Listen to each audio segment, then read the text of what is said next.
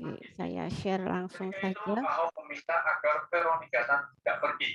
Namun perintah Oke, mungkin bisa unmute dulu. Oke. Soal nomor 1 ya. Jawabannya apa? Sudah ada ya di pembahasan, jawabannya D ya. Seorang perempuan usia 25 tahun datang ke BPM dengan keluhan mual muntah khususnya di pagi hari ya. Nah, jadi hasil anamnesisnya hari terakhir 3 bulan yang lalu hasil pemeriksaan keadaanmu baik, tekanan darah semuanya normal ya. TFU 2 jari di atas simpisis, masalah apakah yang mungkin dari kasus tersebut ya? Dari pembahasan jelas ya? Jelas nomor 1 ini? Iya, jelas. Jelas ya, Jelas, morning Bu. sickness ya, dari pembahasannya sangat jelas sekali. Oke, kita lanjut saja nomor 2. Ya, kalau nausea itu kan hanya mual, vomiting itu mutah, hiperemesis itu mutah yang berlebihan. Morning sickness, nah itu salah satu gejala ya. Morning itu pagi, sickness itu kesakitan. Nah, di situ dia ada mual mutah ya, atau bisa disebut dengan emesis ya, morning sickness atau emesis ya. Emesis. Nah, pernah nggak dengar kata emesis, prenagen emesis? Pernah dengar enggak? Susu untuk ibu hamil ya. MSS pernah, Bu. Emesis pernah atau pernah dengar emesis? Oke ya. Jadi pada kasus di atas, maka mual muntah khususnya pada pagi hari yang terjadi pada kehamilan ya. Nah, itu pada kehamilan muda atau kehamilan awal ya. Itu merupakan fisiologis. Merupakan hal yang normal enggak kalau ibu hamil itu mual? Normal enggak? Normal, ya. Bu. Nah, kalau ibu hamil itu disebut emesis gravidarum atau morning sickness seperti itu ya. Sedangkan untuk jawaban yang lain adalah istilah-istilah umum untuk mual muntah ya, seperti itu. Nah, kalau untuk apa bedanya emesis dan hiperemesis? Kalau hiperemesis, hiper itu apa? Lebih ya atau tinggi ya. Jadi mual muntah yang berlebih. Nah, tapi kalau di situ kan dia masih fisiologis seperti itu. Ya, yang dinamakan hiperemesis, nah, itu adalah jika mual muntah itu sudah mengganggu aktivitas ibunya. Jadi sampai dia nggak bisa beraktivitas ya, lemas kayak begitu ya. Tuh ya. Kemudian kalau salivasi itu adalah kondisi pengeluaran air liur yang berlebihan daripada biasa dan semua itu terjadi pada ibu hamil hal yang normal. Kenapa dikatakan normal atau fisiologis? Karena itu merupakan salah satu reaksi dari tubuh karena adanya apa? Perubahan perubahan apa? Perubahan apa? Hormon. Hormon ya. Nah, dulu pernah dipelajari ya perubahan-perubahan fisiologis yang terjadi pada ibu hamil ya kan? Yang terutama hormon, tapi bisa mempengaruhi semuanya ya. Kira-kira apa aja selain mual muntah itu yang perubahan tapi bisa dikatakan fisiologis? Coba apa aja? Ada yang bisa menyebutkan? Selain mual muntah, perubahan yang terjadi pada ibu hamil yang masih fisiologis selain mual muntah apa ayo? Pusing. Pusing. Terus apalagi? Mudah lelah. Mudah lelah. Terus apalagi yang paling banyak dikeluhkan?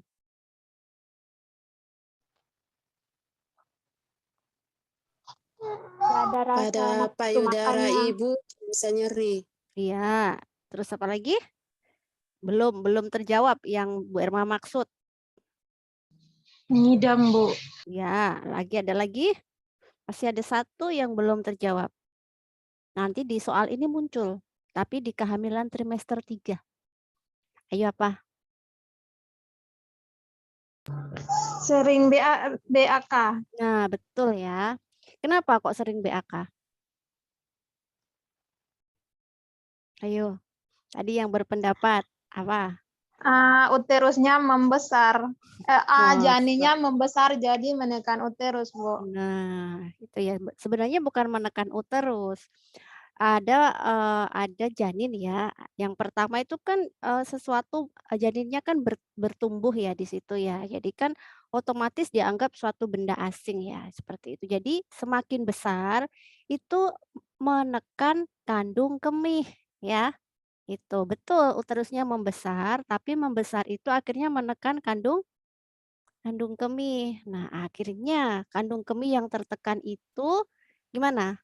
Ada rasa ingin seperti ingin buang BAK. air BAK. ya, BAK Ya, kecil. begitu. Nah, itu sebenarnya juga terjadi pada kehamilan trimester 3 gitu. Jadi kalau dia trimester 1 itu banyak keluhan karena dia masih beradaptasi seperti itu. Tubuhnya masih beradaptasi. Jadi banyak keluhan-keluhan. Nah, adaptasi seseorang itu berbeda, ada yang biasa-biasa aja, ada yang dia sampai mengganggu aktivitas. Nah, itu bisa dinamakan patologis seperti itu ya. Jadi kalau mau ditanya patologisnya apa? Banyak seperti itu.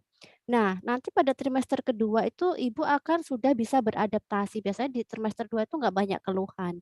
Kehamilan berjalan dengan seperti biasanya atau berjalan dengan normal. Nah, baru nanti kalau kehamilan trimester 3 baru dia ada gejala lagi. Karena apa? Adanya pembesaran janin, iya kan? Janinnya semakin besar. Nah, salah satu juga terjadi apa? Terjadi rasa ingin BAB lagi. Kenapa? Ingin Ada yang bisa menjelaskan kenapa di trimester 3 kok ada rasa BAB, ingin BAK lagi, bukan BAB, BAK ya. Apa perbedaannya di trimester 1 dan trimester 3? Dia sama-sama menekan kandung kemih ya. Nah, di situ ada apa? Ada yang bisa menjelaskan? Ada tidak? janinnya makin besar. Mm-mm. Terus apa bedanya Janinnya dengan apa bedanya TM1? Ya, dilanjutkan dulu, Mbak. Siapa ini? Kalau di sini tulisannya Lisbeth Junior. kalau yang trimester pertama janinnya belum terlalu besar, Bu. Kalau Mm-mm. yang trimester ketiga janinnya makin membesar. Makin membesar. Oke, jawaban yang bagus. Tapi ada lagi yang lebih tepat gitu. Itu sudah betul. Di situ ada penurunan kepala. Ya tidak? Kalau trimester 3. Trimester Iya, 3 betul, Bu. awal. Nah, di situ. Karena kalau dia ibunya udah merasakan pembesaran uterus itu udah dirasakan sejak trimester 1. Apa bedanya dengan trimester 2? Trimester 2 kan juga justru semakin berkembang janinnya, ya tidak? Nah, Benar, Bu. tapi kenapa di trimester 3 itu dirasakan lagi? Karena secara fisiologis kepala janin masuk ke rongga panggul. Jadi dia Panggul. semakin menekan lagi. Nah, itu bisa dirasakan bagi kehamilan apa? Yang letak normal. Kasih Normal. sayang juga bisa. Tapi kalau bayi besar mungkin ibunya nggak terasa ya karena apa? Bagian terendah janin kan bisa kepala, bisa bayi itu dia tidak masuk ke rongga panggul. Nah, jadi ya mungkin untuk TM3-nya ibunya biasa-biasa aja sama yang letak lintang, ya tidak? Karena kan nggak ada Lintang. penekanan, iya. Tapi dia tetap ibu hamil tetap merasakan ingin BAK. Tapi mungkin kalau untuk yang letak lintang atau yang janinnya besar yang tidak masuk panggul, dia tidak bisa masuk panggul, mungkin untuk TM3 nggak ada perubahan yang signifikan seperti itu. Ya udah tahu ya alasannya kenapa nggak ada perubahan yang signifikan daripada yang normal. Karena apa? Kepala tidak ada Kepala bagian masuk. ya, jadi kalau nggak ada yang perubahan signifikan karena bagian terendah itu tidak masuk ke dalam rongga panggul. Jadi kalau tidak masuk ke dalam rongga panggul ya berarti kan sama aja kan sama TM1, TM2 ya kan? Itu Ya, ya. Bu.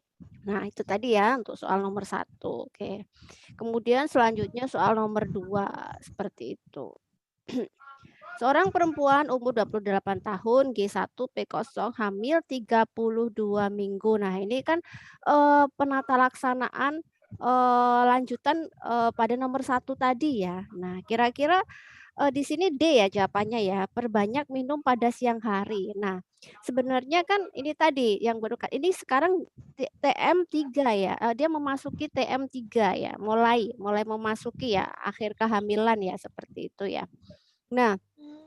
Nah, di sini itu edukasi yang harus diberikan seperti itu. Salah satunya apa? Karena ibunya itu kan merasa ingin buang air kecil. Jadi solusinya apa? minumnya diperbanyak pada siang hari supaya pada malam hari ibunya bisa istirahat ya. Istirahat. Nah, ini suhunya 37, derajat Celcius ya, bukan 370 ini, enggak ada ini. Gitu ya. Oke ya, jadi di situ edukasinya ibunya diperbanyak minum pada siang hari. Kenapa harus siang hari? Karena siang hari kan ibunya nggak tidur ya, ibunya terjaga. Jadi kalau sewaktu-waktu kamar mandi ya bisa dengan tidak mengganggu istirahat tidur. Tapi kalau malam, nah dia akan sering terganggu. Apalagi ditambah dengan minum banyak ya. Coba kita kalau minum banyak itu sering buang air kecil tidak? Iya, sering, Bu. Iya, apalagi. Sering, Nah, Bu. makanya pernah menghindari nggak kalau misalkan lebih enak minum siang hari daripada malam hari? Ya. Pernah, Bu. Ya, jadi Pernah, Bu. ya kita hindari ya kalau malam hari karena butuh istirahat gitu. Kalau nggak ibu hamil ya nggak apa-apa sih. Tapi kalau ibu hamil kan ibu hamil perlu istirahat ya. Istirahat yang cukup itu bagus untuk perkembangan janin dan juga untuk ibu hamilnya seperti itu ya. Jadi di situ ya. Nah, ini tadi dalam kasus tersebut seorang ibu hamil primi hamil 8 bulan mengeluh sering BAK pada malam hari adalah normal dan menjadi prioritas utama rencana penyelesaian masalahnya. Kondisi kehamilan secara umum baik dan normal ya, semuanya normal ya. Ibu perlu mengetahui apa yang menjadi keluhan utamanya. Jadi ibunya harus diedukasi terlebih dahulu kayak tadi. Kenapa kok sering kencing? Kenapa kok terulang lagi itu mulai kehamilan akhir seperti itu. Karena ada penekanan, ada bagian terendah janin yang masuk ke rongga panggul. Nah, dari situ kan ibunya tahu ya, oh kenapa kok saya sering BAK itu kenapa gitu. Nah, untuk mengatasinya dianjurkan untuk memperbanyak minum pada siang hari supaya tidak memicu keinginan untuk lebih sering BAK, ya enggak? Iya, Bu.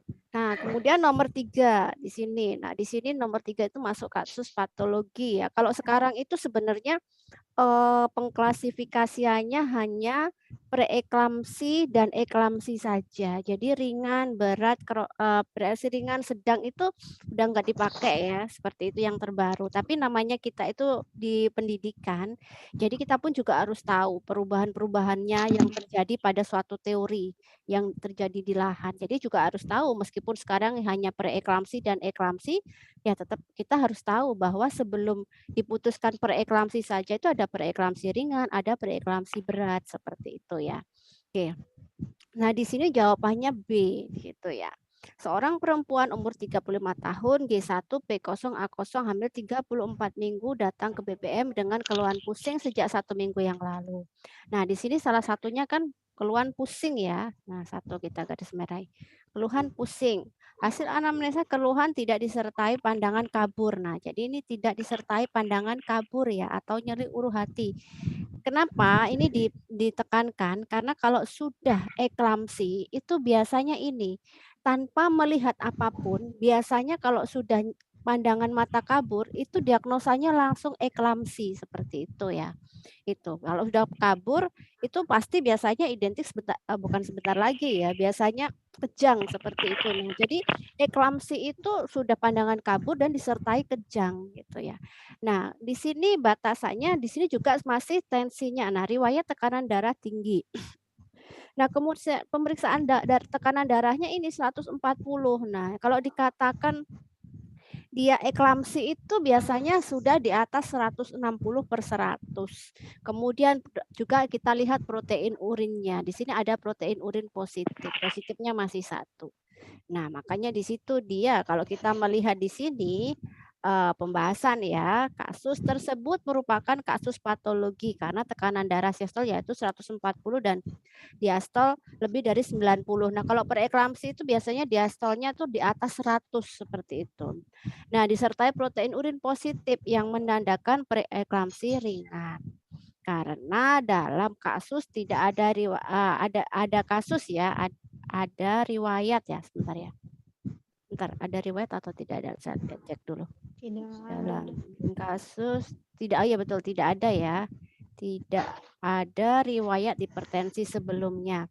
Maka pilihan jawaban bukan hipertensi kronis, bukan hipertensi dalam kehamilan karena terdapat protein urin. Kalau misalkan hanya hipertensi dalam kehamilan itu tandanya apa? Hanya tensi saja ya. Iya, Bu, Hanya tensinya tinggi, Bu. iya, tidak disertai dengan protein urin yang positif ya kan? Positif. Betul ya, Iya, tidak benar, Bu. disertai ya. Nah, jadi usia kamilah di atas 20 minggu bukan preeklamsi berat karena tidak lebih dari 160/100. Protein urin juga kurang dari positif 2 dan bukan eklamsia karena tidak ada kejang dan ini tadi salah satunya penglihatan kabur ya. Ini juga salah satu tanda juga itu ya. Nah, penglihatan kabur ini juga hal yang terbaru ya sekarang ya. Salah satu untuk mendeteksi adanya diagnosa eklamsi seperti itu. Oke ya, jadi jawabannya sudah jelas ya di situ ya. Oke, preeklamsi ya. Kalau sekarang perlu dibarisbawahi tidak ada ringan berat, hanya preeklamsi dan eklamsi seperti itu.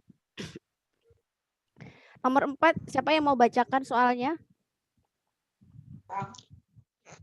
Seorang perempuan umur 30 tahun datang ke BPM dengan keluhan amenorrhea 3 bulan. Hasil anamnesis sering merasa mual dan muntah sejak 1 bulan yang lalu.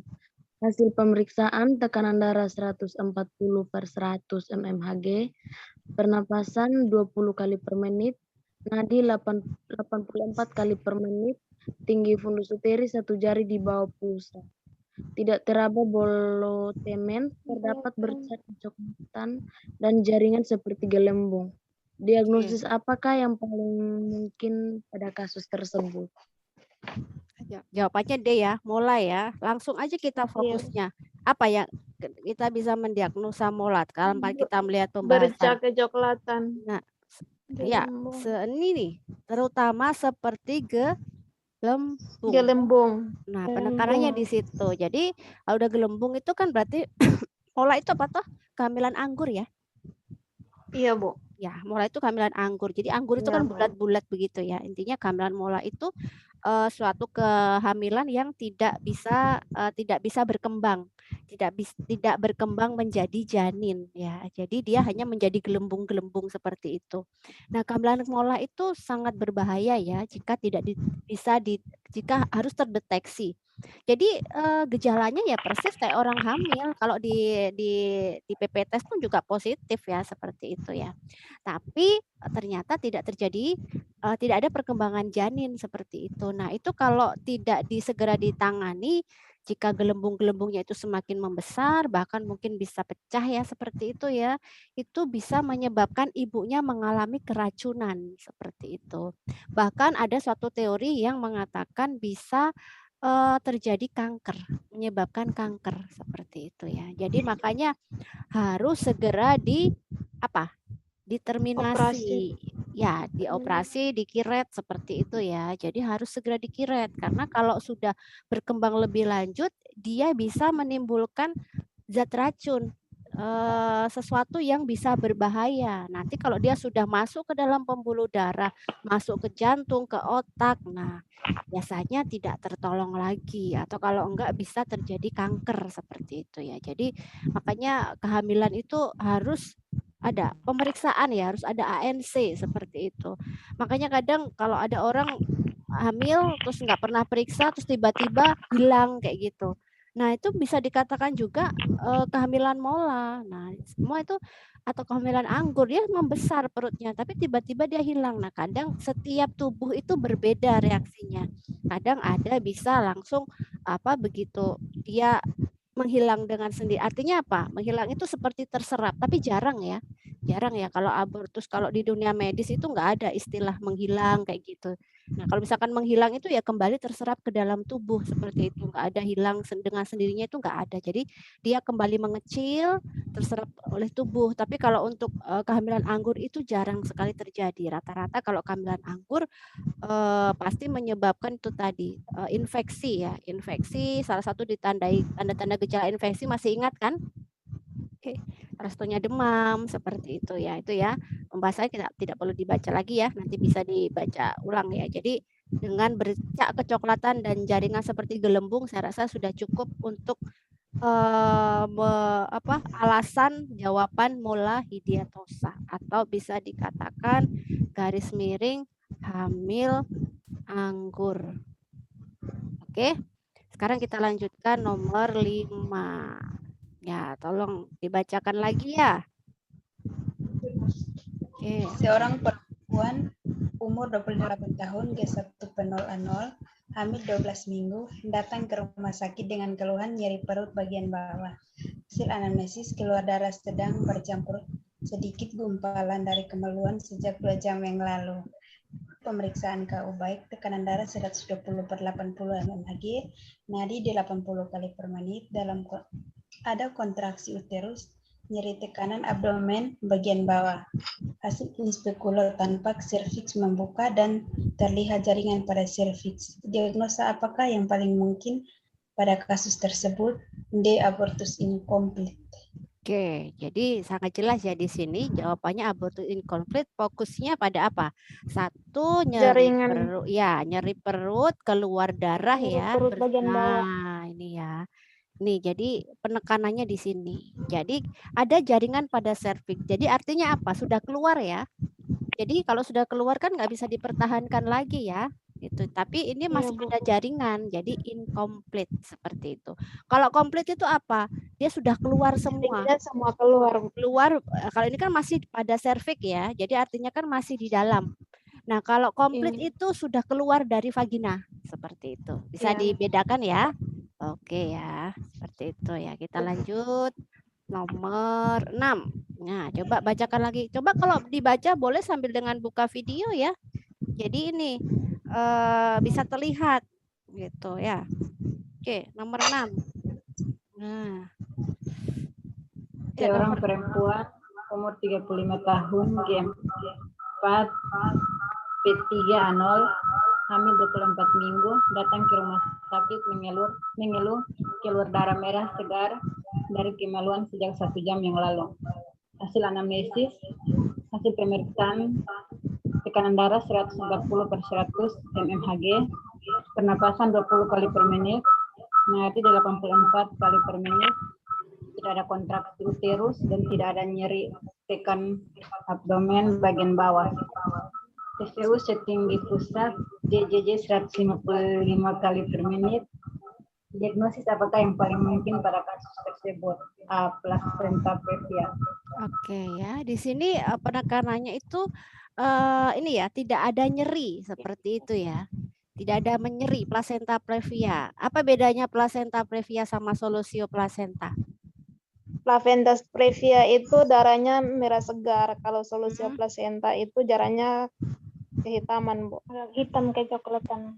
Iya, sebenarnya itu ya. Jadi fokusnya kalau solusio placenta itu plasentanya lepas.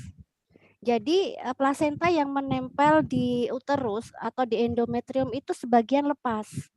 Dan saat dia lepas, dia itu mengeluarkan darah karena masih tertahan ya di situ ya. Jadi tertahan di situ, jadi begitu dia keluar itu darahnya udah tidak segar lagi karena masih tertahan. Kalau placenta previa itu adalah jaringan yang tertutup. Dia jalan lahirnya tertutup oleh plasenta seperti itu ya. Dia juga bisa ada rasa nyeri seperti itu. Tapi di sini dikatakan tidak ada nyeri itu karena ini placenta previa ya, fokusnya tidak ada nyeri. Karena dia itu hanya menutupi saja seperti itu. Jadi nggak ada keluhan apa-apa gitu. Dia hanya tertutup saja, menutupi jalan lahir. Tapi kalau solusio placenta itu ada nyeri karena ada sebagian lepas dari jaringan plasenta yang menempel pada endometrium. Nah, jadi ada rasa nyeri karena ada yang lepas, ya tidak, bagian terlepas seperti itu ya. Seperti itu ya. Kalau misalkan mungkin juga karena riwayat hipertensi itu bisa menyebabkan solusio placenta. Kenapa? Karena kalau hipertensi itu apa? Tekanan darah naik otomatis menyebabkan apa? Pembuluh darah? Pembuluh darah pecah. Iya, artinya ada kontraksi di situ ya. Karena hipertensi itu bisa menyebabkan komplikasi, salah satunya solusio placenta seperti itu.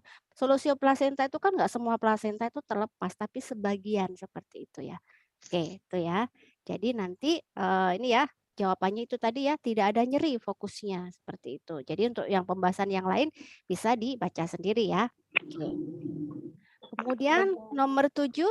Oke, silakan dibacakan. Coba kalau pas membaca bisa dibuka videonya ya.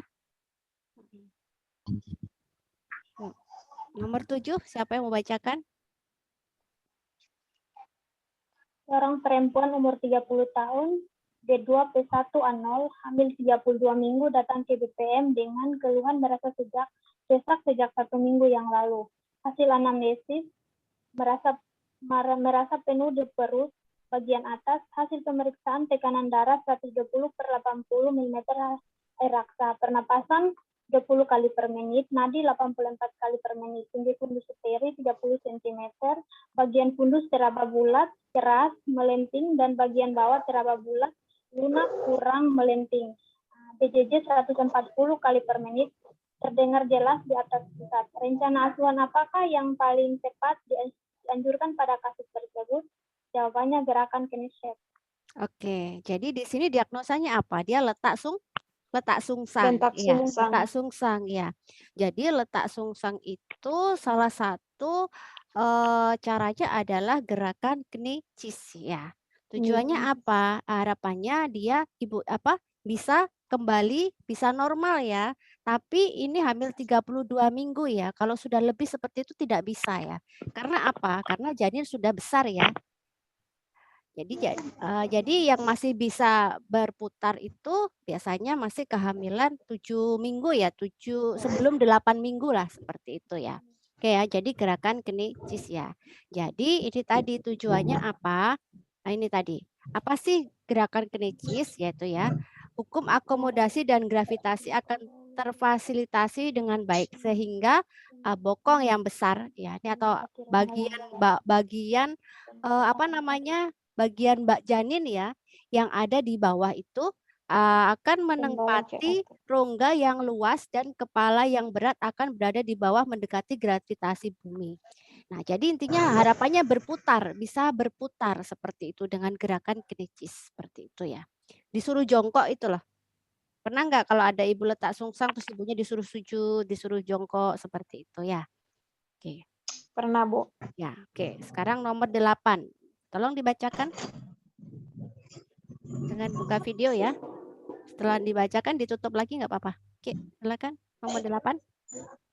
Umur 28 tahun, G3P1 hamil 32 minggu, datang ke Polindes dengan keluhan bengkak pada kaki sejak 1 minggu yang lalu.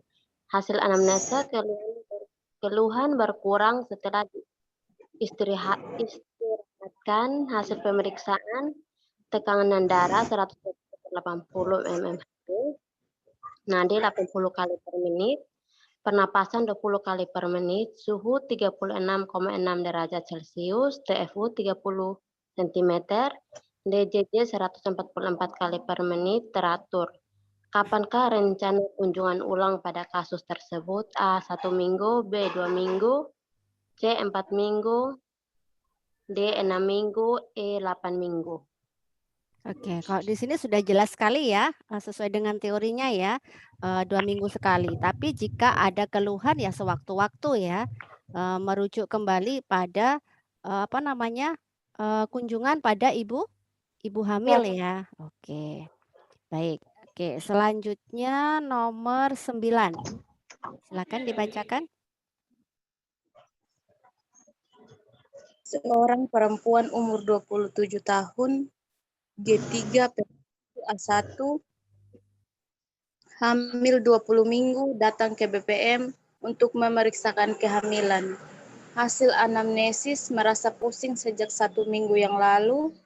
Hasil pemeriksaan tekanan darah 120/80 mmHg, nadi 80 kali per menit, pernafasan 20 kali per menit, suhu 36,6 derajat Celcius, HB 11,2 gram. Berapakah dosis tablet FE yang dianjurkan sesuai kasus tersebut? A ya jawabannya 1 kali 60. Jadi 1 tablet FE itu mengandung 60 mg ya, miligram ya. Jadi intinya ya dia kan dari kasus ini kan dia nggak ada dia hanya anemia ringan ya. Maksudnya nggak ada yang kasusnya berat.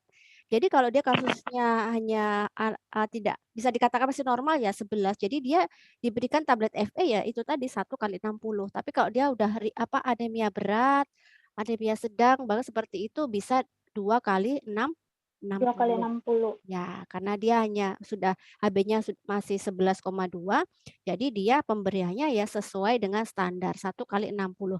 Minimal 60 tablet. Itu minimal ya, tapi biasanya ibu hamil itu diberikan berapa? 90 tablet 90. ya. 90, tapi minimal harus mengkonsumsi 60 tablet seperti itu. Dan kira-kira apakah 90 itu selalu diminum oleh ibu hamil? Ya teorinya harus begitu, tapi ada standarnya. Kalau penelitian tentang tablet FE seperti itu ada dikatakan human error. Jadi tidak ada segala sesuatu di dunia ini yang 100%. Biasanya dikatakan kepatuhan ya. Itu biasanya 88 ya. Yang 2 itu bisa dikatakan untuk human error lah gitu. Jadi intinya kalau misalkan karena lupa nggak minum 1 atau 2 itu masih dikatakan patuh seperti itu. Jadi itu di situ kita lihat ada pedomannya ya. Banyak penelitian tentang kehamilan ya, kepatuhan konsumsi tablet FE yang dikatakan patuh itu jangan sampai 100 gitu. Kalau semua kita mengkategorinya patuh itu 100, jarang ada ibu yang didapatkan seperti itu. Jadi kategorinya patuh itu diminum 98 sampai 100. Itu dikatakan patuh. Jadi kalau hanya 100% diminum, jarang. Coba kita kalau misalkan pas sakit itu pernah nggak kita itu lupa untuk minum obat? Pernah nggak? Pernah, Bu. Pernah. Itu padahal Sering kita kayak hanya gitu, Bu. sering ya. Padahal itu hanya 1 minggu aja toh. Kita ada sering Iya, lupa. Bu. Minum obat mungkin dari dokter kan mesti dikasih resep hanya sampai 1 minggu, kadang hanya 3 hari aja toh. 3 hari. Ya 3 Iya, hari Bu. aja tuh. Kita sering lupa nggak? Pernah lupa nggak? Sering, Nah, Bu. sering. Itu hanya 3 Sering. hari. Sedangkan ibu hamil tuh berapa? 9 bulan. Nah, kira-kira 9 bulan. dia untuk lupa itu banyak nggak? Banyak. Iya kan? Lupa pasti banyak. Makanya banyak Karena 90 penelitian. hari. Iya, betul gitu. Jadi makanya nggak ada yang dikatakan patuh itu 100 enggak ya. Jadi bisa dikatakan 98 itu sudah patuh gitu. Jadi yang 2 itu ya udah dianggap itu orang itu pasti lupa gitu. Ada human error-nya gitu. Karena nggak ada di dunia ini yang semua 100%. Ya nggak ada toh 100%. Nggak Ya, ada, Bu. nggak ada. Betul. Kecuali cinta. Waduh, cinta aja nggak ada Oh, ya luar biasa, 100%. Bu. Nggak ada toh. Luar biasa, Bu. Luar biasa. Intermezzo ya. Ada nggak ya cintanya 100%? Nggak ada, Ada. Bu. Ada Ada, Bu. cinta orang tua. Cinta orang tua.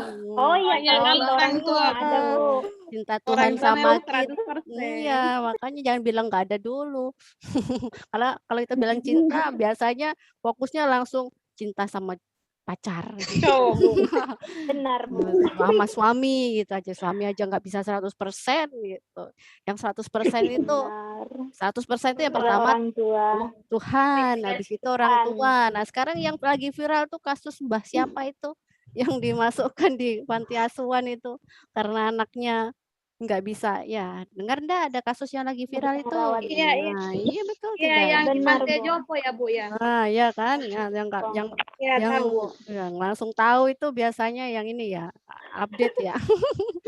Tapi sekarang meskipun enggak sebenarnya saya sendiri nggak suka update, tapi kalau mau buka Facebook itu muncul beranda. Nggak usah buka Facebook ya, buka HP aja di yang beranda kita di awal mau buka HP kan muncul gitu ya. benar. Nah mau nggak mau kan, cuma baca judulnya ya. Kadang gara-gara itu loh, gara-gara hanya muncul kita nggak mau terus muncul kan cuma baca judul. Nah udah baca judul belum baca isinya komentar. Nah itu netizen itu ya. Nggak baca tapi komentar. Jadi ya salah sendiri Kebiasaan netizen, Bu. muncul di beranda saat kita nggak mau baca. Tapi masa kalau kita nggak mau baca ya udah. Biar lebih tahu. Iya, nggak usah komentar karena kita nggak baca dari semuanya. Rata-rata kan gitu baca judulnya aja komentar. Nah, kadang salah sendiri judulnya juga ini bikin orang kepo ya. Udah kita kembali ke soal gara-gara 100% tadi kita bicaranya topiknya ganti. Oke. Sekarang nomor 10. Silakan dibacakan. Baik. Mm-mm. Seorang perempuan umur 25 tahun, G1, B0, A0, hamil 8 minggu datang ke puskesmas untuk memeriksa kehamilannya. Hasil anamnesis 1 bulan yang lalu pernah mengeluarkan perdarahan bercak sekali saat awal kehamilan. Hasil pemeriksaan TD 120/80 mmHg, nadi 88 kali per menit, suhu 30 derajat Celcius,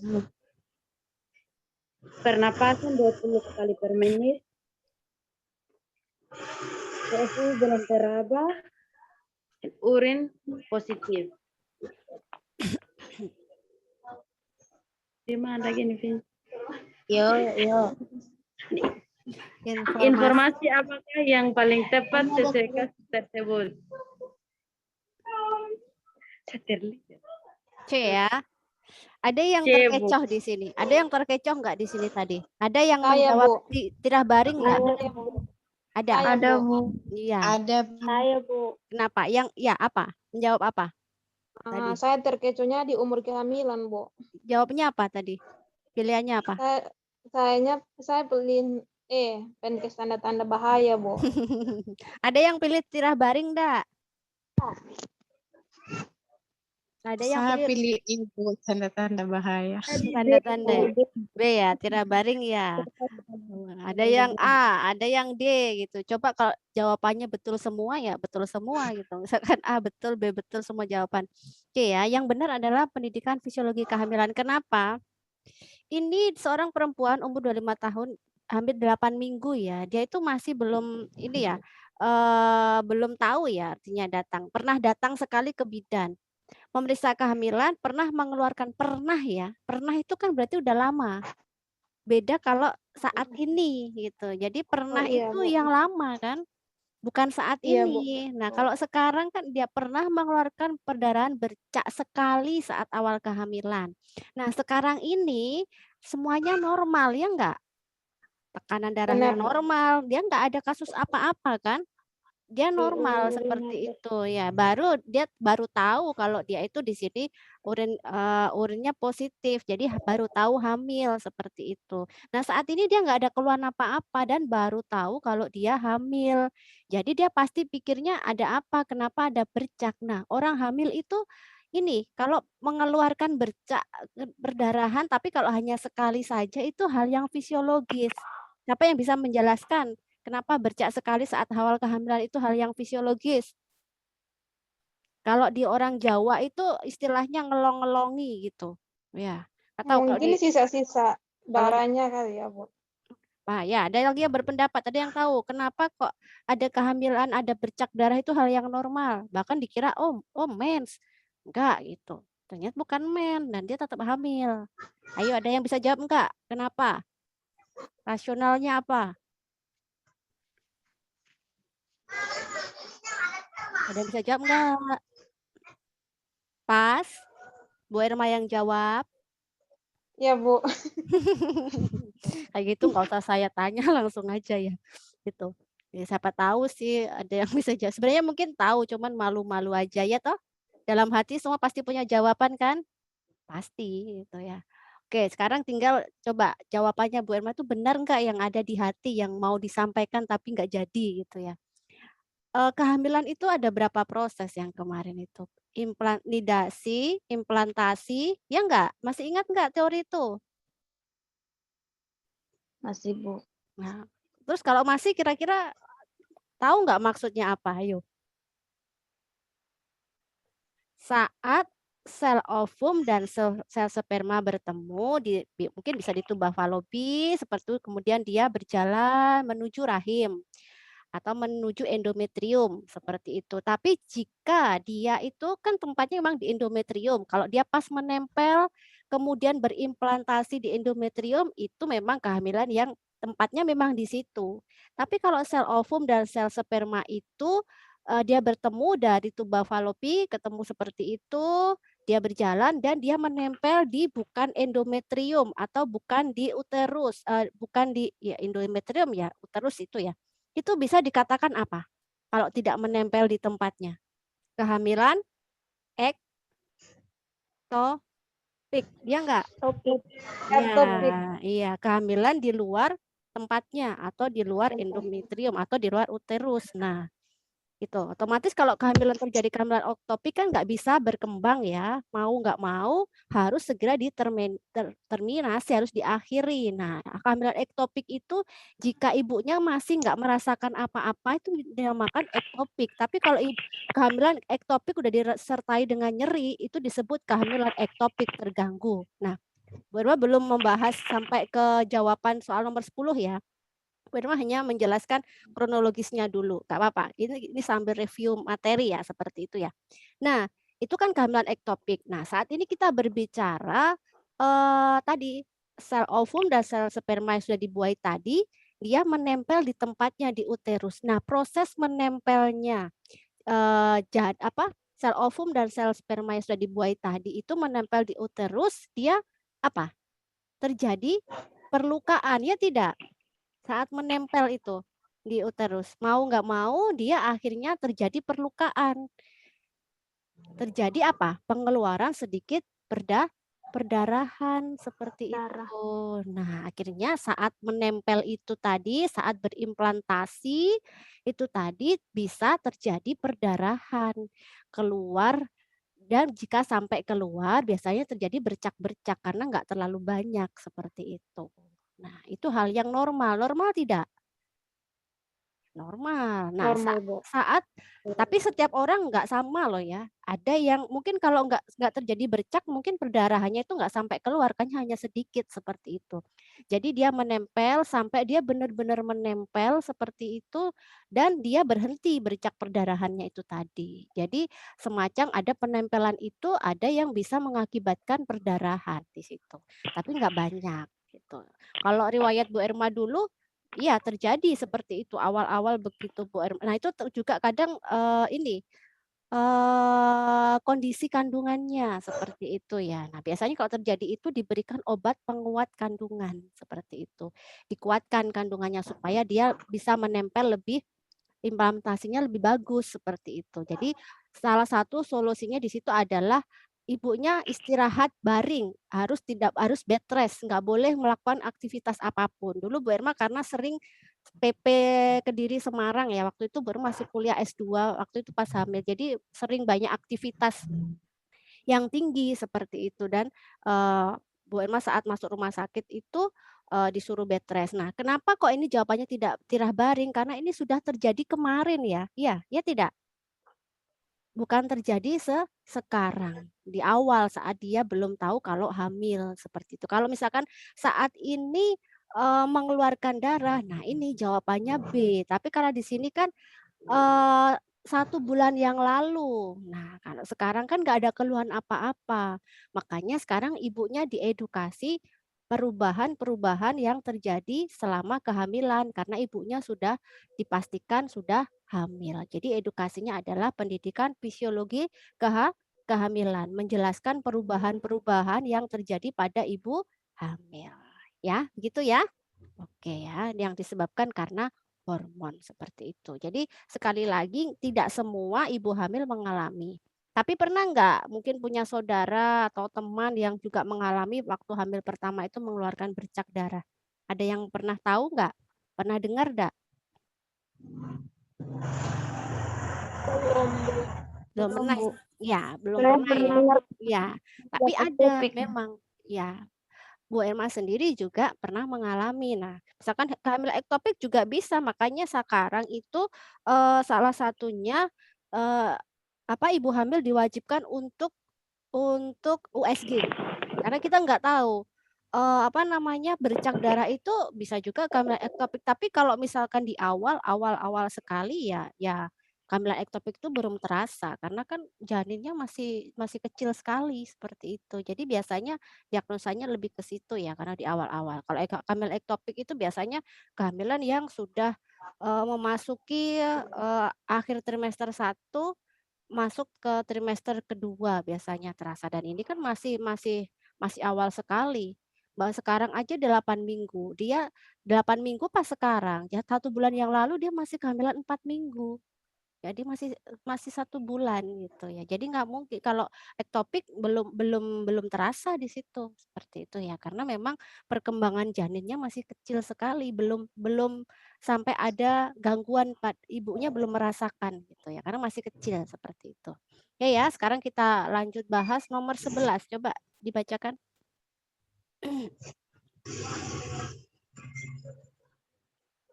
Siapa yang mau membacakan? Ayo. Seorang Seorang perempuan perempuan. Ya, yang belum pernah, yuk.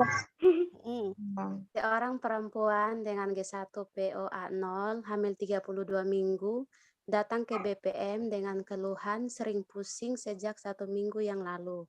Hasil anamnesis, keluhan disertai mudah lelah. Hasil pemeriksaan tekanan darah 100/70 mmHg, nadi 80 kali per menit, pernapasan 20 kali per menit, suhu 36,5 derajat Celcius, tinggi fundus uteri 30 cm. DJJ 146 kali per menit, teratur Hb 10 gram %, protein urin negatif. Diagnosa apakah yang paling mungkin terjadi pada kasus tersebut?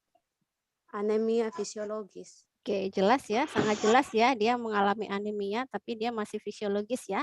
Oke ya, kalau ini kita tidak perlu membahas ya, jadi hanya anemia fisiologis. Dan ini sebenarnya termasuk kategori soal mudah ya. Kecuali kalau di sini itu kategori susah, itu jika anemia ringan, anemia berat. Nah, seperti itu kita kan bingung ya, gitu ya. Jawabannya A, C atau D. Tapi kalau kita hafal teori kita mudah. Tapi kalau kayak gini kita nggak hafal teori udah bisa jawab ya. Kita meskipun nggak hafal anemia ringan, berat, kita bisa jawab ya nggak? Itu termasuk kategori mudah ya. Oke, sekarang nomor 12. Oke, silakan dibaca.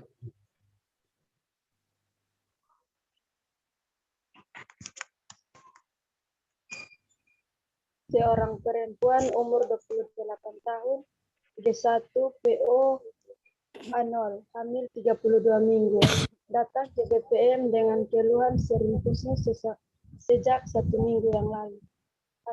Hasil anamnesa, ibu mudah lelah. Hasil pemeriksaan tekanan darah 100/70 mmHg, nadi 80 kali per menit, pernapasan 20 kali per menit, suhu 36,5 derajat Celcius, tinggi fundus uterus 30 cm, DJJ 146 kali per menit, teratur Hb 10 gram, protein urin negatif. Tindakan pertama apakah yang tepat dilakukan bidan pada kasus tersebut? Jelas ya, di sini ya memberikan suplemen tambah darah ya. Jadi yang pertama harus dilakukan suplemen tambah darah. Kemudian ini juga konseling penambahan nutrisi juga betul, tapi intinya fokusnya di mana? Karena dia HB-nya 10 ya. Jadi ya fokusnya yang didahulukan. Jadi ini kita harus ada prioritas, ya, ini memberikan suplemen tambah darah terlebih dahulu. Baru kemudian konseling penambahan nutrisi seperti itu. Ya, jadi B ya gitu ya. Kalau misalkan di sini nggak ada B, nggak ada, baru kita pilihannya penambahan nutrisi. Tapi kalau HB-nya 10 itu sudah otomatis mau nggak mau ya suplemen tambah darah. Kecuali kalau dia HB-nya masih normal ya. Normal tapi dia mudah lelah seperti itu. Atau tanda-tanda anemia seperti itu ya. Jadi intinya tablet tambah darah juga disertai dengan nutrisi ya. Jadi sebenarnya satu paket sih. Tapi kalau kita harus memilih ya tablet tambah darah terlebih dahulu seperti itu ya. Kemudian nomor 13. Silakan dibacakan.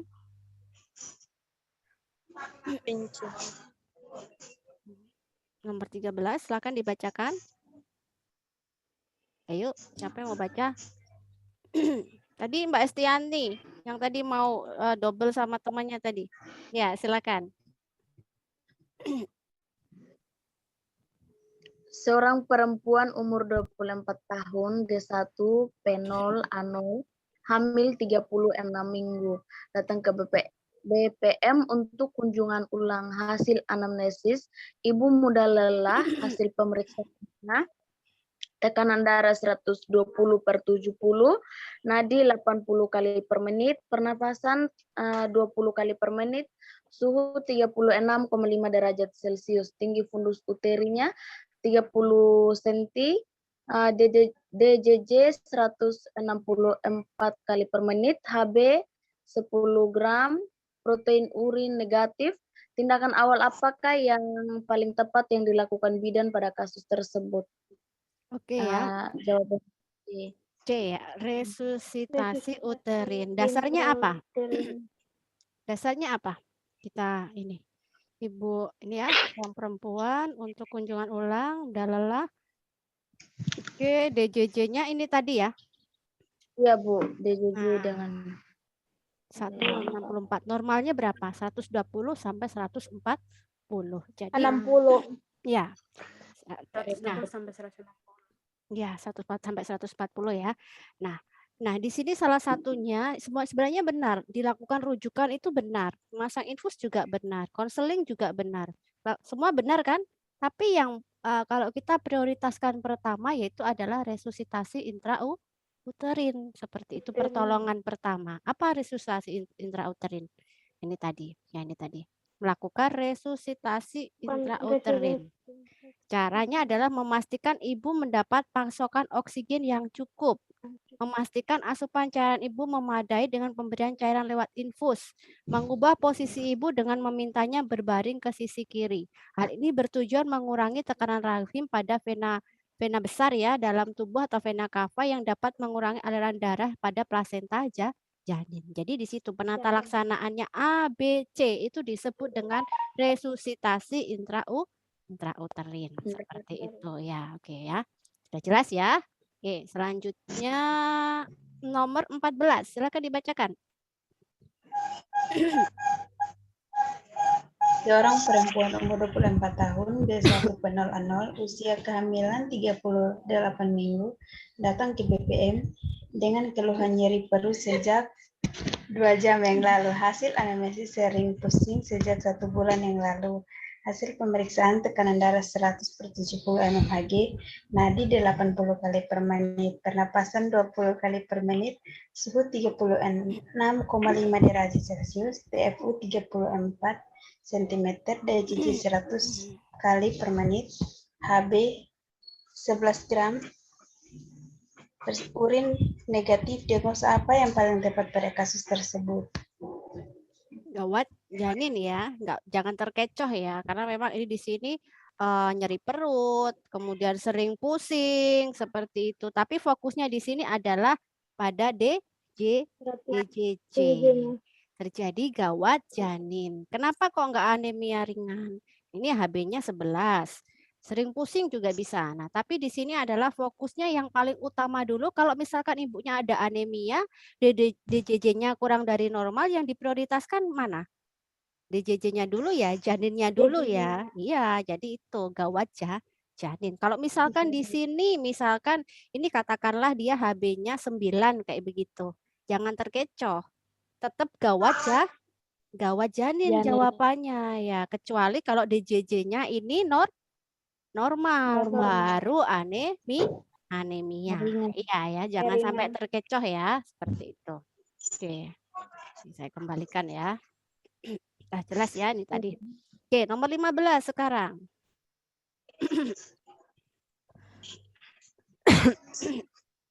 Seorang perempuan umur 22 tahun, G1.0 hamil 36 minggu, datang ke BPM dengan nyeri perut sejak 2 jam yang lalu. Hasil anamnesis sering pusing sejak 1 bulan yang lalu. Hasil pemeriksaan tekanan darah 100/70 mmHg, nadi 80 kali per menit, pernapasan 20 kali per menit. Suhu 36,5 derajat, tinggi fundus uteri 34 cm. DJJ-nya 100 kali per menit. HB 10 gram persen, protein urinnya negatif. Bidan memberikan oksigen pada ibu sebanyak 5 liter per menit dan merujuk ibu. Evaluasi segera apakah yang harus dilakukan pada kasus tersebut? A ya, hampir sama, bukan hampir sama, sama dengan nomor 14 ya. Yang didahulukan adalah DJJ-nya ya, pola denyut janin. Oke ya. Oke, selanjutnya nomor 16. Silakan dibacakan.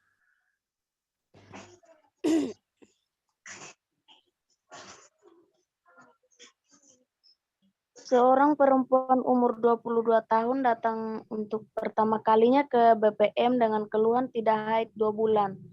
Hasil anamnesis menikah 4 bulan yang lalu dan melakukan hubungan seksual secara rutin.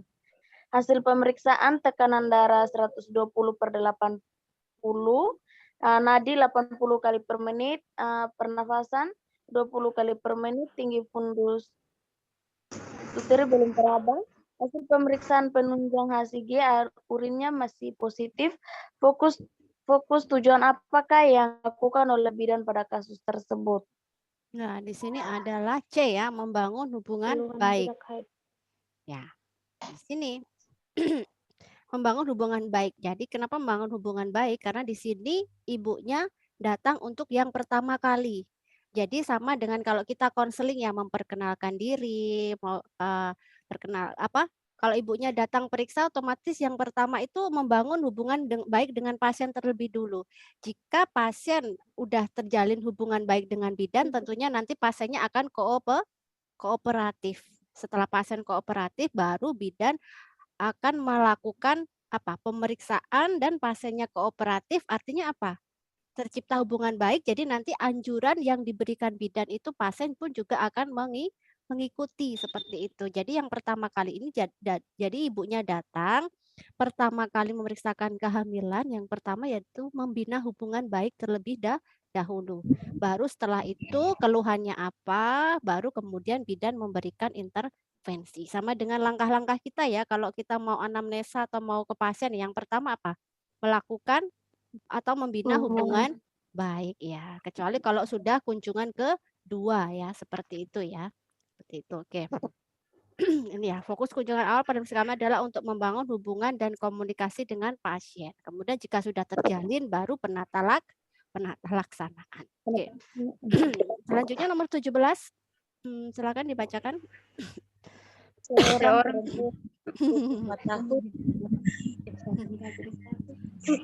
K1 penol anol hamil 24 minggu ke BPM untuk kunjungan ulang.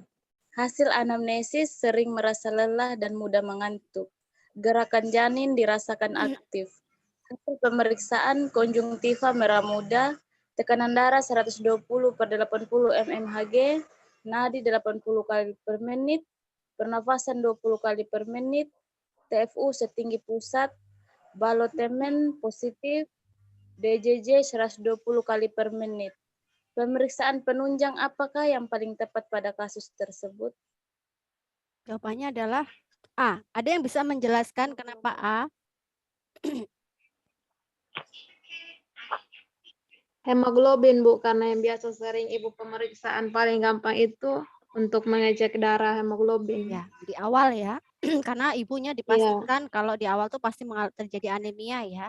Dan di sini sudah ada lelah, mudah ngantuk, gerakan janin ini nggak ada masalah ya. Nih mudah mengantuk itu ya. Jadi untuk memastikan kan di sini belum ada pemeriksaan HB ya, seperti itu ya. Kalau yang lain-lainnya nggak ada masalah ya, kecuali kalau ibunya ini disertai tensinya tinggi ya, seperti itu. Nah, mungkin lebih mengarah ke apa? Reduksi urin ya, untuk memastikan preeklamsi ya, tapi karena di sini tekanan darahnya normal. Nah, di sini 24 minggu, jadi pemeriksaan penunjang yang tepat adalah hemoglobin, seperti itu, Habib. Oke, nomor 18.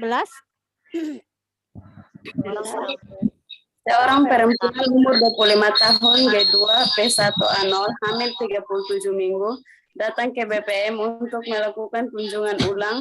Hasil anamnesis, ibu sering pusing dan mudah lelah. Hasil pemeriksaan kunjungan merah muda PD 20/80 mmHg, nadi 80 kali per menit, P 20 kali per menit, TFU 30 cm puka, kepala belum masuk PAP, DJJ 120 kali per menit, HB 10,5 gram. Diagnosis apa yang paling mungkin pada kasus tersebut? B ya, sudah sangat jelas ya ini ya. Jawabannya sangat jelas ya. Oke, Jelas, anemia Bu. ringan. Nomor 19. Seorang perempuan umur 27 tahun, G2, P1A0, hamil 36 minggu, datang ke BPM dengan keluhan sering sakit kepala, hasil anamnesis tidak cukup, hasil pemeriksaan TD 110/70 mmHg, nadi 80 kali per menit, pernapasan 22 kali per menit, TVU 30 cm, UK presentasi kepala belum masuk pintu atas panggul, DJJ 142 kali per menit reguler, ekstremitas bawah edema, bidan melakukan pemeriksaan protein urin dengan hasil mengumpal. Bagaimana penafsiran hasil pemeriksaan penunjang pada kasus tersebut? Sebentar, ini tadi kita nomor 19 apa nomor 20 ya? 19 ya? 19, Bu. Maaf, Bu. 19. Enggak apa-apa. Tadi yang dibaca 20 ya? Iya, Bu. Ya, Iya, kita Bu. kita bahas 20 dulu baru nanti kita ke 19 daripada nanti baca lagi ya. Ayo yang fokus ya. Oke, kalau di sini jelas ya. Di sini positif 3 ya, karena ada ini tadi bergumpal ya, Gumpalan. bergumpal ataupun memadat. Oke ya. Oke, sekarang kita kembali nomor 19. Silakan. Seorang perempuan umur 35 tahun, G1, P0A0. Hasil hamil 32 minggu, datang ke BPM dengan keluhan lemah. Hasil anamnesis sering letih dan lesu. Hasil pemeriksaannya tampak lemah, konjungtiva merah muda, tekanan darah 120/80 mmHg, nadinya 80 kali per menit, pernafasan 20 kali per menit. TFU 30 cm, puka, kepala, DJJ 120 kali per menit. HB-nya 10 gram per DL. Bidan memberikan tablet FE plus asam folat. Kapankah waktu yang tepat untuk mengevaluasi keaktifan asuhan pada kasus tersebut? D, Bu. D, jawabannya 4 minggu ya. Ini mengevaluasi loh ya. Bukan jika kadang bidan begini. Memang mengevaluasi itu 1 bulan, tapi kadang di lahan kenyataannya itu kadang kalau 1 bulan itu terlalu sulit ya. Karena apa? Kita nggak bisa memantau 1 bulan itu ibunya diminum apa enggak gitu. Jadi kan nggak tahu karena dia sudah pulang di rumah ya, seperti itu. Nah, biasanya bidan itu memberikannya itu 1 minggu begitu. Jadi begitu periksa kemudian diberikan tablet FE itu hanya diberikan untuk 1 minggu atau kalau enggak 10 hari aja. Nah, baru kalau 10 hari pas tepat 10 hari itu habis, 1 hari sebelumnya kalau tabletnya itu rutin diminum pasti hari ke-9 atau pas hari ke-10 ibunya pasti datang ke bidan, ya enggak? Karena untuk besoknya udah habis, enggak ada yang diminum, seperti itu. Nah, makanya itu untuk dievaluasi, makanya diberikan 10 seperti itu. Itu salah satu cara yang di lahan gitu. Jadi kalau misalkan itu bisa dievaluasi, kalau hari ke-10 kok ibunya itu enggak datang, kemudian datang ke hari ke-12, ini udah bisa, pasti enggak diminum kan, enggak minum ya 2 hari pasti ibunya kan enggak minum, ya enggak? Iya, Bu. Iya, pasti ibunya nggak minum, seperti itu. Ada apa kok waktunya datang nggak datang? Nah, kecuali misalkan sedang mungkin keluar kota apa-apa. Nah, tapi otomatis kan udah nggak patuh ya. Mau nggak mau kan udah nggak minum gitu. Nah, itu tadi ada positif atau negatifnya. Kalau setiap orang harus 10, kalau orang yang patuh kan kalau saya itu mendingan diberikan satu bulan ya. Jadi saya minum, jadi saya nggak sering berkunjung. Tapi kan kita nggak tahu selama nggak ada keluhan. Tapi kalau ada keluhan kan nggak harus nunggu 1 minggu, nggak harus nunggu berapa hari atau waktunya periksa berikutnya. Tapi ya saat itu juga ya bisa dipahami ya di sini ya. Jadi sebenarnya yang efektif itu 1 bulan untuk dihitung. Tapi salah satunya caranya biasanya bidan memberikan tiap 10 10 hari seperti itu. Supaya untuk memantau benar-benar diminum atau enggak. Kalau sekarang di buku KIA yang terbaru itu ada checklistnya. Jadi ada checklistnya supaya tidak lupa seperti itu. Jadi di situ ada peran keluarga yang bisa mengingatkan peran suami, dukungan keluarga, atau ibu motivasi dari ibunya sendiri itu ya untuk memperhatikan kehamilannya dengan salah satunya itu patuh mengkonsumsi tablet FE. Oke ya, itu ya soal 20 yang kita bahas hari ini. Masih ada beberapa soal sih di bawah ya, masih banyak ya. Tapi untuk hari ini cukup 20 dulu. Nah, sekarang Bu Irma stop share. Oke. Sekarang adalah tips ya, tips saat nanti uji kompetensi. Yang pertama, 1, jangan begadang. Kalau besok uji kompetensi tidak perlu tipsnya adalah istirahat. Besok uji kompetensi, hari ini tuh harus istirahat. Supaya apa? Supaya kita fresh. Saat membaca soal, saat uji kompetensi itu kita fresh. Saat kita fresh, mau tidak mau kita akan fokus membaca soal. Itu aja kuncinya. Kunci yang kedua, waktu ya. Makanya tadi itu kita harus belajar timer waktu. Dalam uji kompetensi itu jumlahnya soal 250 dengan waktu biasanya satu soal itu 1 menit ya. Jadi jangan sampai, kita tipsnya adalah kerjakan soal yang menurut kita itu mudah gitu. Karena apa? Kalau menurut kita mudah, itu mau nggak mau kita selesaikan soal, pasti jawabannya betul kalau soal itu mudah ya. Pasti jawabannya betul. Jangan sampai kalau kita terkecoh. Kalau soal yang sulit, soal yang mudah itu apa? Saat kita baca, kita udah tahu jawabannya, dan saat kita mencari di jawaban A, B, C, dan D itu ketemu. Itu kategori mudah. Pasti betul, ya tidak? Iya, Bu. Ya, kita udah tahu jawabannya dan jawabannya ada di A, B, C, dan D. Kategori mudah kedua itu adalah sebenarnya kita baca soal, tapi kita tuh sebenarnya nggak tahu jawabannya, kita nggak hafal teorinya, tapi di jawabannya itu jelas. Misalkan jawabannya itu A, B, C, dan D-nya itu melenceng gitu ya. Harusnya kecuali kalau anemia ringan, anemia berat kayak gitu, kita agak bingung ya di situ. Kategori agak yang susah kayak gitu ya. Kategori sedang ya, karena kita harus berpikir, kita harus hafal dengan teori. Nah, kategori soal yang mudah itu sebenarnya kita nggak tahu jawabannya, tapi jawabannya yang lain itu membantu kita gitu. Jadi pertanyaannya tentang seputar anemia, tapi jawabannya di situ ada preeklamsi, ada abortus, ada apa. Mau nggak mau kita bisa menjawab nggak? Langsung bisa kan? Iya tidak? Iya enggak? Iya, Bu. Iya, langsung bisa karena jawaban yang lain pasti salah. Kita udah tahu jawaban yang lain itu salah. Itu kategori mudah. Nah, soal-soal seperti itu dalam uji kompetensi itu biasanya ya, tapi saya Bu Irma nggak tahu ya, tiap ada uji kompetensi itu berubah enggak? 50%. Jadi 50% soal bahkan bisa 60 ya. 50% itu kategori soal seperti itu. Jadi mau nggak mau, kalau kita tuh mengerjakan semua soal yang kategori mudah itu nilai kita udah 50% benar. Itu estimasinya begitu ya. Kemudian yang kedua itu adalah soal kategori cukup ya. Ya, cukup membuat kita pusing maksudnya. Cukup membuat kita pusing itu apa? Kita baca soal, kita tahu jawabannya, tapi dicari nggak ada kayak gitu. Kayak tadi soal-soal yang mengecoh.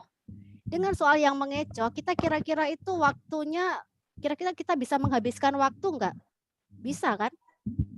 Bisa, Karena Bu. penasaran, Iya, Bu. karena kita penasaran. Akhirnya gitu kita lupa kalau waktu itu berjalan. Nah, di situ biasanya kalau satu soal sih nggak apa-apa. Kalau misalkan soal-soal seperti itu biasanya muncul 30% gitu ya. 30% dari total soal uji kompetensi. Nah, 30%. Nah, katakanlah kalau kita menjawab 30%, katakanlah kita ragu-ragu ya, kita jawab tapi kita ragu-ragu, estimasinya 15 soal kita benar gitu ya. Kita udah dapat berapa? 50 ditambah 15, 65% ya tidak? Kemudian kategori soal yang lainnya itu adalah kategori soal yang sulit. Baca soalnya juga baru itu, jawabannya pun juga nggak tahu kayak gitu. Soal kayak gitu kita mestinya lewati ya. Kita kan kita lewati, atau kalau enggak kita hitung kancing. Langsung aja jawab begitu nggak tahu, saya nggak tahu jawab. Kalau biasanya kita kalau kayak gitu mesti tanya ke temannya. Kalau itu bukan soal ujian ya. Kalau kita ujian UAS kayak gitu kan mesti tanya sama temannya toh. Nah sebenarnya temennya juga sama. Kalau udah saling-saling tanya itu sama-sama nggak tahu, ya mendingan dikerjakan sendiri gitu loh. Iya enggak? Gitu. Jadi Iya, Bu. kalau sama-sama nggak tahu, kalau udah temannya juga tanya, semuanya tanya, udah sebenarnya itu rumusnya gitu ya. Oke. Nah, jadi kalau soal sulit itu sebenarnya 10%, dari 20 kita udah benar katakanlah. Nah, soal yang sulit yang kita itu nggak tahu. Nah, sebelum kita berangkat uji kompetensi kan kita berdoa ya. Berdoa, minta didoakan Benar. sama ibu, sama keluarga, bahkan mungkin sama pacar lah kali ya. Tapi jarang ya, nggak mungkin ya didoain tapi doa ibu ya, doa keluarga yang paling utama. Nah, itu adalah keberuntungan kita. Itu salah satu keajaiban doa. Saat kita itu nggak bisa jawaban dan saat kita itu menjawab asal karena kita didoakan oleh orang tua, kita doa sama Tuhan. Pilihan kita yang kita pilih itu benar gitu ya. Benar semua gitu Amin, ya. amin, Bu. Nah, jadi Amin, Bu. jadi estimasinya begitu. Jadi 75% soal estimasinya pasti kita udah benar. Pasti dikatakan sudah kompeten atau lulus. Nah, lulusan itu pun kadang juga tidak hanya berdasarkan 75% itu estimasi 75%, tapi jumlah yang ikut uji kompetensi satu Indonesia itu berapa? Itu jumlahnya berapa? Kemudian kita lihat soal yang paling terendah, nilai yang paling terendah itu berapa? Nah, nanti dibagi rata-rata. Jadi di rata-rata gitu. Rata-rata soal yang paling rendah itu berapa, kemudian dibagi jumlah peserta ujian seperti itu. Atau kalau enggak jumlah yang benar ya. Benar, pokoknya di rata-rata lah antara jumlah yang salah atau jumlah yang benar begitu ya. Di rata-rata dibagi dari jumlah peserta UKOM seperti itu. Itu salah satu penghitungannya kalau dulu. Kalau sekarang Bu Irma belum tahu ya apakah ada perubahan lagi. Jadi begitu. Jadi nggak usah khawatir. Jadi yang pertama belajar. Belajar itu nggak harus otodidak ya, dibaca kayak gitu. Terutama pelajari yang kunci-kunci, terutama pelajari yang angka-angka. Kategori abortus imminens, iminen, abortus ya, macam-macam abortus itu. Apa bedanya solusi placenta previa, apa bedanya eklamsi dan preeklamsi itu kalau di kehamilan. Terus tipe-tipe diabetes dalam kehamilan seperti itu. Atau kalau jadi pelajari yang ada rentangnya. Yang itu kita mau nggak mau itu harus baca teori. Kalau untuk pengalaman pemeriksaan kita tanpa baca kita bisa menjawab salah satu contoh-contoh tadi. Tapi kalau sudah ini masuk ringan, berat, sedang, kita mau nggak mau harus baca teori. Jadi teori yang dipelajari itu teori yang ada rentangnya. Yang ada rentang, misalkan ada angka, ada batasan-batasan, itu tipsnya. Karena kita nggak mungkin mempelajari semuanya, itu hanya departemen kehamilan saja. Belum yang anak, belum persalinan, nah seperti itu. Jadi tipsnya adalah pelajari rumus-rumus atau yang rentang-rentang gitu. Tipe-tipe, grade 1, grade 2, diabetes mellitus, kemudian seperti itu ya, gitu. Itu yang perlu dipelajari ya. Jadi jangan khawatir sambil bahas bimbingan seperti ini kita mau nggak mau kan sambil baca ya. Nah tadi di situ Bu Irma berikan teori-teori, ada beberapa teori di situ khususnya yang komplikasi. Nah itu bisa jangan berfokus dari teori yang Bu Irma berikan, baca-baca yang lain seperti itu bisa. Terutama yang dibaca yang dari Depkes ya, bukan dari karena setiap buku itu kadang berbeda ya. Nah, baca yang dari Departemen Kesehatan seperti itu ya. Oke, itu adalah beberapa tips-tips untuk uji kompetensi. Jadi yang pertama tadi apa? Pastikan fresh. Jangan sampai besok ujian malamnya begadang baca soal. Ya bisa sih nggak apa-apa. Cuman semakin kita baca itu kadang semakin kita nggak tahu banyak tahu yang nggak hafal. Akhirnya mempengaruhi psikologis kita. Jadi intinya sebelum kita mengerjakan udah takut karena kita udah mengukur kemampuan dari diri kita sendiri.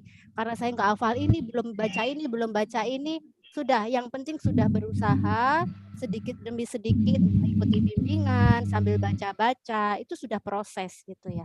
Kita nggak akan bisa otomatis dengan satu ilmu dari beberapa departemen harus kita ingat saat itu juga. Makanya doa itu penting ya.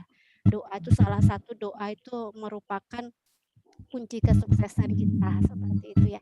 Saat kita sudah berusaha, tapi ya jangan harap nggak baca, nggak belajar, terus kemudian bisa lulus seperti itu. Ya memang bisa dari doa, tapi kan Tuhan pun juga tahu mana yang berusaha dan mana yang enggak seperti itu ya.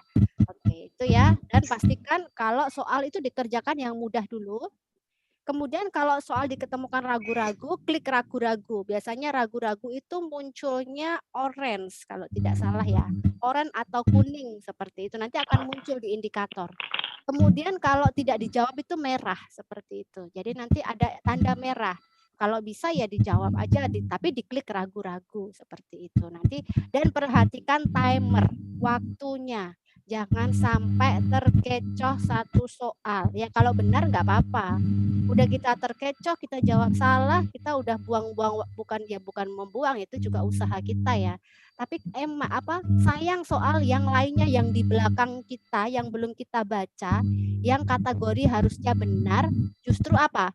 Karena kita terlalu menghabiskan waktu untuk soal yang kategori menjebak tadi.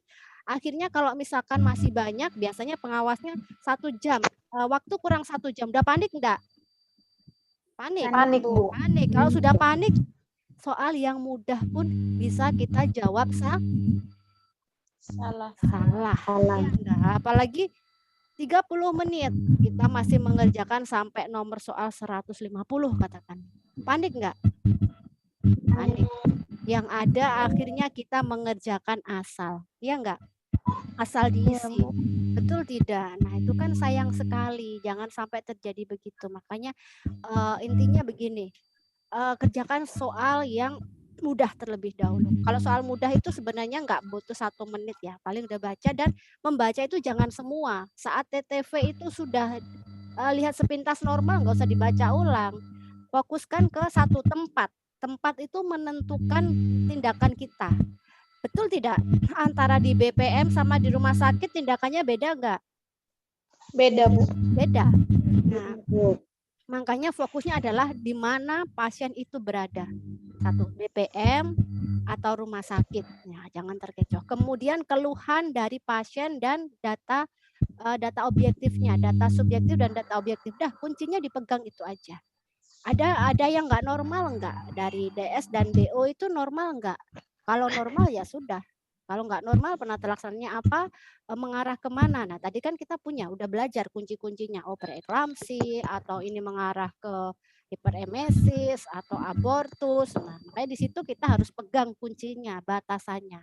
Nah, saat kita udah pegang batasannya, kuncinya, kita pasti bisa menjawab. Seperti itu. Salah satunya, yang paling poin penting adalah doa, dan doa dari orang tua. Usaha dan berdoa ya, seperti itu ya. Oke, itu ya. Jadi mulai sekarang itu belajar soal-soal kasus, terutama kalau mau belajar itu tadi penekanan yang mengarah ke rumus-rumus, terutama itu. Kadang kita lupa tafsiran berat janin, palpasi Leopold, nah kayak gitu. Tafsiran berat janin itu kalau dikurangi 11, dikurangi 12 itu kalau yang apa kayak gitu. Ya, tinggi fundus uteri juga kayak gitu, usia kehamilan berapa. Nah, itu jadi yang poin-poin yang bersifat hafalan, yang harus hafal kayak gitu ya. Begitu ya. Oke. Ya, itu Bu. mungkin dari Bu Erma ya, tips-tips dari Bu Erma. Semua sudah mengerjakan ya. Oke, baik. Selanjutnya kita foto bersama terlebih dahulu. Oke. Kalau bisa dibuka kamera, kalau tidak memungkinkan juga tidak apa-apa, kita ambil foto ya. Untuk sesi dokumentasi. Kalau Bu Erna mohon nanya sebentar, boleh nggak, Bu? Ya, boleh, silakan. Bu mau nanya, mungkin ini di luar soal-soal ya. Ya. Kan tahun ini kan ujiannya kan di kampus, Bu. Jadi minimal kan, ya minimal kan nilai sebagian itu dari kampus ya, Bu. Nilai apa? Nah, yang menjadi pertanyaan saya, apakah yang akan menyusun soal sebagiannya dari kampus apa tidak, Bu? Bukan. Nilai bukan semuanya dari kampus, dari pusat ya? Dari pusat. Untuk pengawas aja iya. Kita nggak boleh, anaknya diawasi ibunya sendiri nggak boleh. Jadi nggak boleh, harus ditukar. Dulu Bu Erma kalau jadi pengawas kayak gitu, Bu Erma nggak boleh ngawasi anaknya sendiri. Anaknya sendiri ya ini, yang di depan Bu Erma ini anaknya Bu Erma gitu. Intinya nggak boleh ngawasi mahasiswanya sendiri, nggak boleh, harus tukar kayak gitu. Soal-soalnya dari pusat, nggak bisa, harus dibuka ya saat itu juga. Kalau soal CBT ya saat itu juga dibuka. Dan soalnya iya, itu baik. nggak sama antara misalkan nomor 11 punyanya Mbak Aprita sama punyanya Mbak Sally nggak sama. Beda, soalnya akan acak, munculnya acak kayak gitu. Itu sama. Iya, Bu. Pikirnya tahun ini kan dari kampus, Bu, jadi soalnya dari beberapa soal kampus. yang dari kampus gitu. Lulus semua nanti dong. Maunya kayak Oke, begitu. baik Bu Erna, terima kasih Bu. Sama-sama ya. Jadi dari pusat, jadi ada pengawas pusat, jadi ditukar seperti itu ya. Oke, baik, terima kasih. Oke, kita foto bersama ya. Oke, saya hitung 1, 2, 3. Oke, saya simpan dulu. Untuk yang ada 2 slide, untuk yang kedua jangan tahan kamera dulu, tahan buka kamera dulu. Oke. Sekarang Ukom ya. Nanti saya upload di Google Classroom ya. Iya, Bu. Ini Ukom D3. Jadi semua ada di Google Classroom. Supaya apa? Tujuannya ini. Apa? Bisa ditelusuri. Oke, satu lagi. 1, 2, 3. Ya, oke. Sebenarnya tadi boleh gaya apa aja, boleh ekstrada juga boleh. Oke, Ukom D3 slide 2. D2. D3 yang kedua. Oke, itu yang bisa Bu Irma berikan ya untuk bimbingan ya. Doanya selalu semua kompeten ya. Oke, dan tetap jaga kesehatan. Amin, Bu. Tetap Amin. prokes. Salam buat keluarga ya. Ini semua di Kediri? Iya, belum, Bu. Belum ya, yang masih di luar ya? Belum, Bu. Belum ya. Oke, baik. Saya belum dikirim, Bu. Gimana? Materinya nanti. Oke, materinya ya, materinya nanti kita lihat dulu apakah ada ini lagi ya. Karena kalau apakah semua sudah ikut gitu ya. Takutnya kalau nanti ada yang belum ikut kan materi udah dapat, kasihan kalau dia ngisi ya. Otomatis kan nilainya 100. Oh iya, Bu, benar, Bu. Ya, oke ya. Oke, jadi nanti aja kita share ya. Oke, saya akhiri. Terima kasih untuk waktunya ya. Jaga kesehatan. Salam buat keluarga. Selamat siang. Wassalamualaikum warahmatullahi wabarakatuh. Selamat siang, Bu. Dan kesehatan juga, Bu. Sama-sama. Tetap semangat ya. Oke, baik. Bu.